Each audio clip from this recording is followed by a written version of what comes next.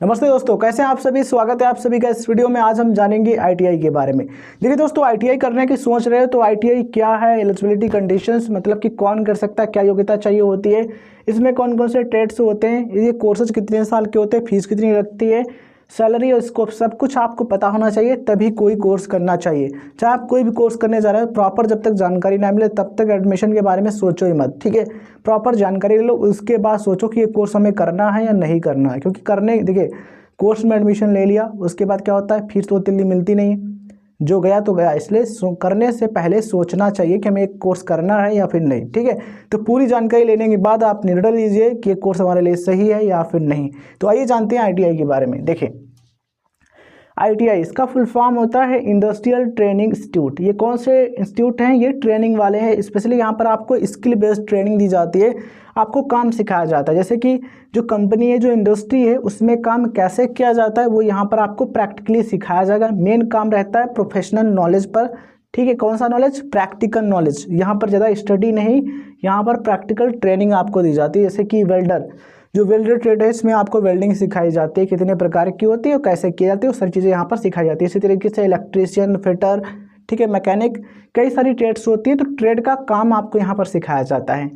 कौन कर सकता है, 8वीं 10वीं 12वीं पास स्टूडेंट्स कर सकते हैं। स्किल बेस्ड यहाँ पर टेक्निकल और नॉन टेक्निकल दो प्रकार के ट्रेड्स होते हैं। कुछ टेक्निकल ट्रेड्स होते हैं, कुछ नॉन टेक्निकल होते हैं। आइए देखते हैं कौन कौन से होते हैं।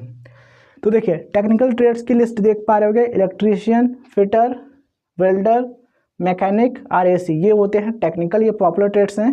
ठीक है, ये नॉन टेक्निकल हैं, कोपा स्टेनोग्राफर, सेक्रेटरी असिस्टेंट। ठीक है, ये हैं नॉन टेक्निकल।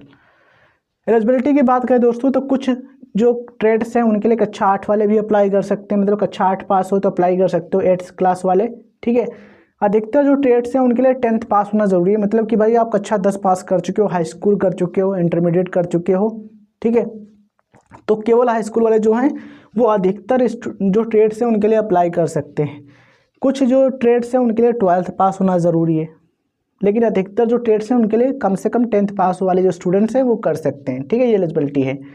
मार्क्स की बात कर लेते हैं तो कम से कम पास होना ज़रूरी है।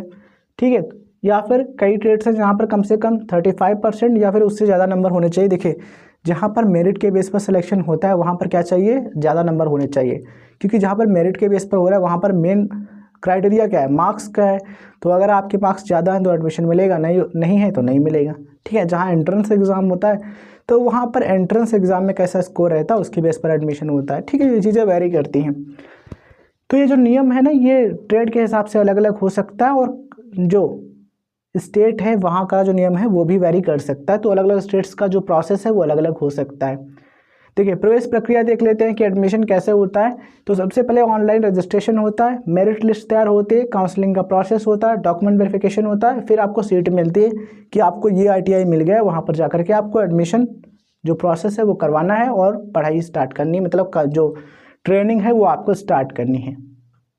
देखिए, आईटीआई कोर्सेज की ड्यूरेशन 6 महीने होती है, 1 साल होती है, 2 साल होती है। यहाँ पर अलग अलग कोर्सेज हैं, कुछ कोर्सेज 6 महीने वाले हैं, कुछ 1 साल वाले, कुछ 2 साल वाले। ठीक है, डिपेंड करता है कौन सी ट्रेड से आप करने जा रहे हो। अलग अलग ट्रेड से उनका ड्यूरेशन अलग अलग है।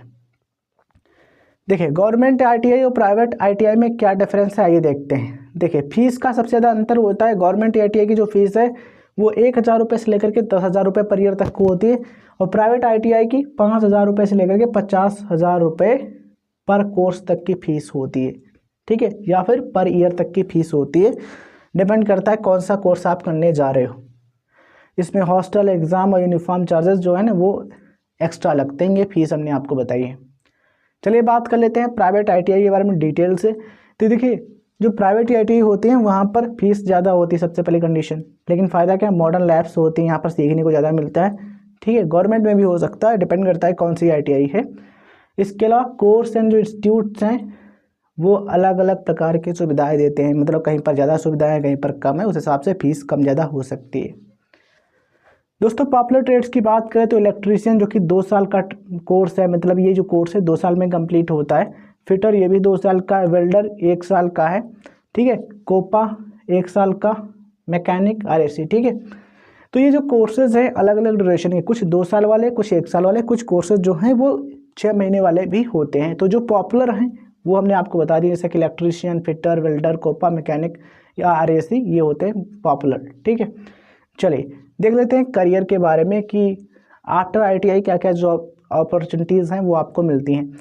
तो देखिए गवर्नमेंट जॉब्स है उसमें ITI वाले कैंडिडेट्स अप्लाई कर सकते हैं, प्राइवेट इंडस्ट्री में जा सकते हैं, इसके अलावा मैन्युफैक्चरिंग है जो कंस्ट्रक्शन का प्रोसेस है उसमें जा सकते हैं, एयरलाइन ग्राउंड टेक्निकल सर्विसेज, ठीक है, मतलब जो एयरपोर्ट होता है, ठीक है, वहाँ पर ग्राउंड लेवल पर जो टेक्निकल सर्विसेज होती हैं वहाँ पर भी जो ITI वाले कैंडिडेट्स हैं जो प्रोफेशनल हैं उनकी डिमांड होती है, तो वहाँ पर भी जॉब मिल सकता है।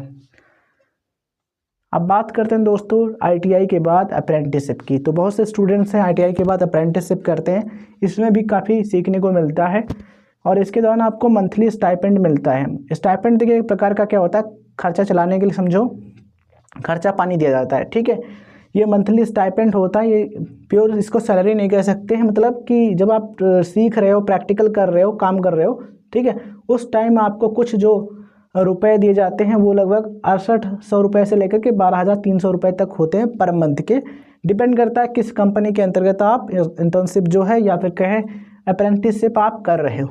ठीक है, तो ये मान लो आपको 6 से 7000 रुपये या फिर 12000 रुपये, 12500 रुपये तक पर मंथ तक मिल सकते हैं स्टाइपेंड के। डिपेंड करेगा कहाँ पर कर रहे हो, ये सारी चीज़ें होती हैं। ठीक है, चलिए अब बात करते हैं सैलरी की दोस्तों। तो यहाँ पर देखिए जो सैलरी है डिपेंड करता है कि कहाँ पर कार्य कर रहे हो, क्योंकि देखिए कोई भी क्षेत्र हो, चाहे कोई भी कोर्स आपने किया हो, ये मायने रखता है कि आपने कहाँ से किया है, साथ में आपने क्या क्या सीखा है ये भी मायने रखता है, और कहाँ पर काम कर रहे हो ये भी मायने रखता है। देखिए अगर हम बात करें अपने भारत की, अपने इंडिया की, तो इंडिया में प्राइवेट सेक्टर में काम करते हो तो 8000 रुपये स्टार्टिंग सैलरी, 10,000 रुपये, 15,000 रुपये, 20,000 रुपये, 40,000 रुपये तक हो सकती है। ये 40,000 तक कब होगी, जब आपको एक्सपीरियंस हो जाएगा तो। ठीक है, नॉर्मली आपको 40,000 नहीं मिलेगा प्राइवेट सेक्टर में, 10 से 15,000, 12,000, 20,000 इस रेंज में मिल सकता है। गवर्नमेंट जॉब्स में आपको 18,000 से रुपये लेकर 60,000 रुपये पर मंथ तक का मिल सकता है एक्सपीरियंस के साथ में। कुछ जॉब्स हो सकती है जहाँ पर थोड़ा ज़्यादा मिल सकता है और एक्सपीरियंस होने पर। ठीक है, और गल्फ़ कंट्रीज़ या फिर अब्रॉड जाते हो तो 30,000 रुपये से लेकर के 1.5 लाख रुपये पर मंथ तक भी कमा सकते हो। केवल ITI से नहीं हो सकता, आपने डिप्लोमा कर रखा हो, ठीक है, आपने प्रैक्टिकल एक्सपीरियंस ले रखा हो, तब आपकी सैलरी ज़्यादा होगी। ठीक है, तो ये सैलरी का क्राइटेरिया है, डिपेंड करता है कहाँ पर काम कर रहे हो, लोकेशन और आपका एक्सपीरियंस और आपकी क्वालिफिकेशन भी मायने रखती है। उम्मीद है दोस्तों आपको जानकारी पसंद आई होगी। वीडियो जानकारी आपको पसंद आई तो इस वीडियो को लाइक करें, शेयर करें, चैनल पर नए हैं तो सब्सक्राइब करके नोटिफिकेशन बेल ऑन रखें, और डिस्क्रिप्शन में आपको टेलीग्राम और व्हाट्सएप चैनल का लिंक मिल जाएंगे, क्लिक करके ज्वाइन कर लेना, वहाँ पर भी आपको जो वीडियोज़ का नोटिफिकेशन है वो मिलता रहेगा। धन्यवाद, जय हिंद, जय भारत।